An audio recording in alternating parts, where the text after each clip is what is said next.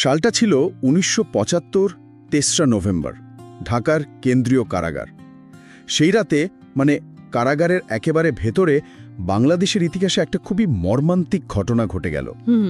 জাতীয় ৪ নেতা সৈয়দ নজরুল ইসলাম, তাজউদ্দিন আহমেদ, AHM কামরুজ্জামান আর captain Mansur Ali, তাদের হত্যা করা হলো। হ্যাঁ, যারা ছিলেন বঙ্গবন্ধুর অত্যন্ত কাছের সহচর, মুক্তিযুদ্ধের একেবারে সামনের সারির নেতা। প্রশ্নটা তো এখানেই আসে যে কারাগারের মতো সুরক্ষিত জায়গায় কারাই হত্যাকাণ্ডটা ঘটালো, কাদের নির্দেশে? ঠিক, আমাদের আজকের আলোচনাটাও কিন্তু এই নিয়েই।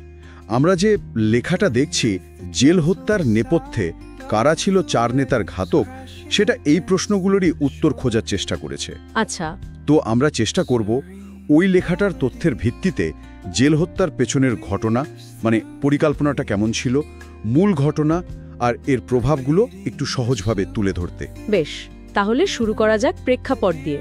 ১৫ই আগস্টের পর ঠিক কি পরিস্থিতি ছিল তখন?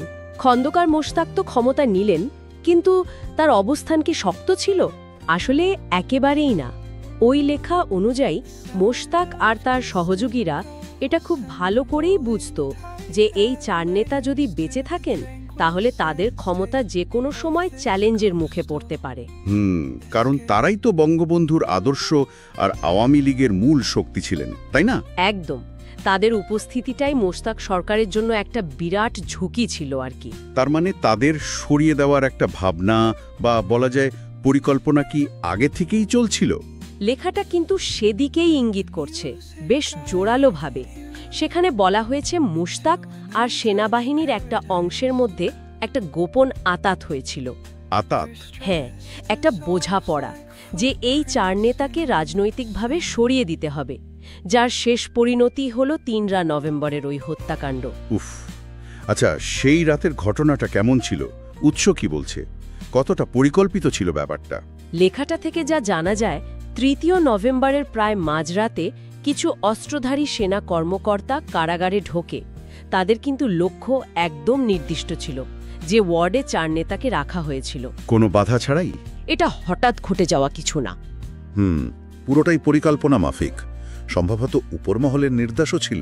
মনে তো তাই হয়, লেখাটাও সেরকমই ইঙ্গিত দেয়। এই হত্যাকাণ্ডর ফলে শেষ পর্যন্ত লাভটা কার হলো? সুবিধাভোগী কারা ছিল? উৎস কাদের কথা বলছে? উৎস বলছে তাৎক্ষণিকভাবে মোশতাক হয়তো কিছুটা স্বস্তি পেয়েছিল যে পথের কাঁটা সরে গেল, কিন্তু লেখাটা একটা খুব গুরুত্বপূর্ণ দিকে নির্দেশ করছে, যে মূল সুবিধাটা পেয়েছিলেন পরেই জিয়াউর রহমান। তার উত্থানের পথটা অনেক সহজ হয়ে গিয়েছিল। কিভাবে?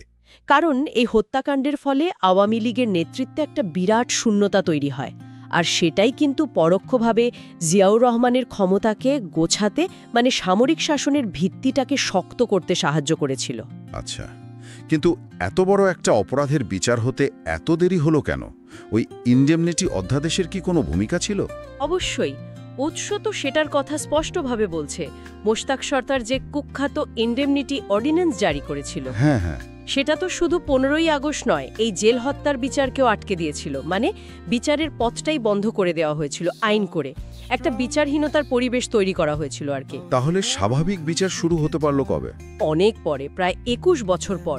1996 সালে যখন আওয়ামী লীগ সরকার ক্ষমতা এলো, তখন ওই অর্ডিন্যান্স বাতিল হয়, বিচারের পথ খোলে। কিন্তু তারপরেও তো অনেক সময় লাগলো। হ্যাঁ, লেগেছে, কারণ এরপরও অনেক বাধা ছিল। ধরেন, রাজনৈতিক বাধা বিপত্তি, প্রশাসনিক নানা রকম জটিলতা, প্রভাবশালী মহলের চাপ, এসব মিলিয়ে চূড়ান্ত রায় পেতে আর সেটা কার্যকর হতে অনেক বছর লেগে গেছে। আর যদি রাজনৈতিক প্রভাবের কথা বলি, এই ঘটনার দীর্ঘমেয়াদী ফল কি হলো? উৎস কি বলছে? প্রভাব তো ছিল অংশ গভীর আর দীর্ঘস্থায়ী। প্রথমত, যেটা বললাম, আওয়ামী লীগের নেতৃত্বে একটা বিরাট শূন্যতা তৈরি হয়, যেটা পূরণ হতে অনেক সময় লেগেছে। দ্বিতীয়ত, উৎস মনে করিয়ে দেয় আমাদের দেশের প্রধান যে দুটো রাজনৈতিক ধারা, তাদের মধ্যে যে একটা গভীর নিদবেরই একটা বিভেদ, সেটার পেছনেও কিন্তু এই ঘটনাগুলোর একটা বড় ভূমিকা আছে। ঠিক। সব মিলিয়ে দেশের রাজনৈতিক স্থিতিশীলতা, গণতন্ত্রের যে যাত্রা, সেটার উপর এটা ছিল একটা বিরাট আঘাত। তার 15ই আগস্ট আর 3রা নভেম্বরের এই ঘটনাগুলো শুধু কিছু জীবন কেড়ে নিয়েনি, বরং দেশের রাজনীতির গতিপথটাকেই যেন অন্যদিকে ঘুরিয়ে দিয়েছে, যার প্রভাব আজও আছে। একদম। উৎস আমাদের এটাও ভাবতে বলে যে যদি সেদিন ওই 4 নেতা বেঁচে থাকতেন তাহলে হয়তো বাংলাদেশের ইতিহাসটা মানে রাজনৈতিক ইতিহাসটা অন্যরকম হতে পারত। তাদের না থাকাটা যে একটা শূন্যতা তৈরি করেছিল সেটা আজও আমরা নানাভাবে অনুভব করি। আলোচনা শেষে উৎস একটা প্রশ্ন রেখে গেছে, যা ভাবনার বিষয়। বিচার হয়েছে, কারো কারো শাস্তিও হয়েছে হয়তো, কিন্তু জেল হত্যার পুরো রহস্যটা মানে এর পেছনে সব ষড়যন্ত্রকারী, সব মদতদাতা, তাদের সবার ভূমিকা কি আজও পুরোপুরি পরিষ্কার হয়েছে? মনে হয় যেন রহস্যের জটটা এখনও পুরোপুরি খোলেনি।